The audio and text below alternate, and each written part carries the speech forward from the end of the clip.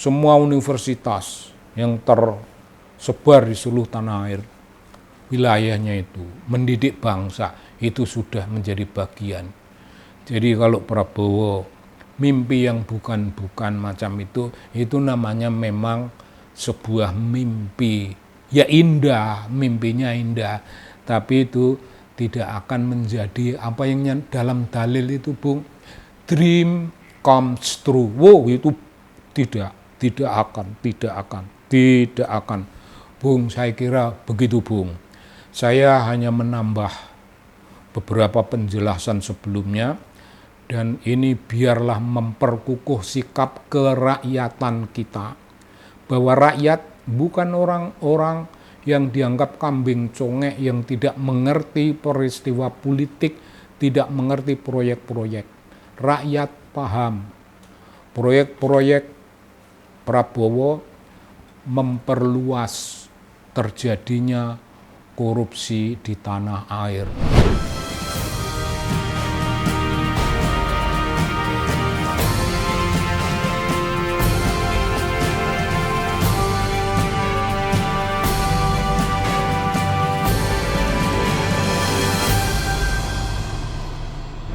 Ya, Bung, ini salam kita, salam dari saya lebih dahulu untuk Anda semuanya. Assalamualaikum. Tapi kalau Anda satu orang, aku mengatakannya Assalamualaika. Wah, dan Anda akan membalas salam kembali dan seterusnya. Bung, mari kita memperhatikan dengan seksama langkah Presiden Prabowo mau bikin Universitas Republik Indonesia. Bung, perkara ini sudah dibahas. Pembahasan Profesor Hikmahanto dari UI, dari Fakultas Hukum. Orang yang mengerti urusan hukum, orang yang mengerti urusan politik, orang yang mengerti urusan-urusan praktek-praktek politik di luar negeri, di Perancis, di tempat-tempat lain, membahas perkara ini sebagai sesuatu yang tidak memiliki dasar yang kuat. Penjelasan orang yang pro Prabowo, ini universitas ini tempatnya para pegawai, dilatih. Ya kalau hanya sekedar tempatnya pegawai dilatih, kan ada, Bung. Ada LAN, Lembaga Administrasi Negara, ada tempat di situ. Tempat latihan ada, namanya LIPI. Saya lebih suka menyebut nama LIPI. Itu tempat latihan yang hebat sekali. Dan ada Lemhanas. Tempat latihan yang tidak kalah hebat, dan itu adalah laboratorium, tempat para tokoh digembleng. Sudah ada tempat-tempat itu. Kalau Prabowo membayangkan universitas memiliki kelemahan, bayangannya apa? Saya akan menanyakan, Bung, kapan Prabowo sekolah? Ya kapan? Kapan dia sekolah? Sekolah untuk memikirkan dunia pendidikan. Kapan? Sekolah dia kan hal-hal teknis, kemiliteran, hal-hal teknis pertahanan, hal-hal teknis peperangan. Tidak ada. Prabowo sekolah memikirkan dunia pendidikan. Tidak ada Prabowo bicara tentang, mestinya kalau dia mengagumi Bung Karno, dia bicara dengan nation building. Kalau dia pengagum Bung Karno yang benar. Tapi dia cuma pada gaya pidatonya Bung Karno, dan itu bukan apa-apa. Dia cuma pakai baju gayanya Bung Karno, itu kulit, bukan apa-apa. Mengapa dia nggak bicara tentang nation building dan character building, dua peninggalan utama itu? Sampai sekarang sebenarnya problem kita ada di tempat itu. Dan siapa Mana partai politik yang memikirkan itu? Hanya satu, PDI Perjuangan, yang bicara nation building, character building, nation building, character building. Kalau Prabowo pernah bermimpi tentang character building, agak pantas lah dia bayangin mau bikin Universitas Republik Indonesia. Bung, itu omongan orang yang bermimpi dalam tidur dan ngomong ngelantur-ngelantur kesana kemari tanpa basis kebenaran, tanpa basis eksperimen di tempat lain, di negara-negara lain. Itu sudah dibahas oleh Profesor Hikmahanto.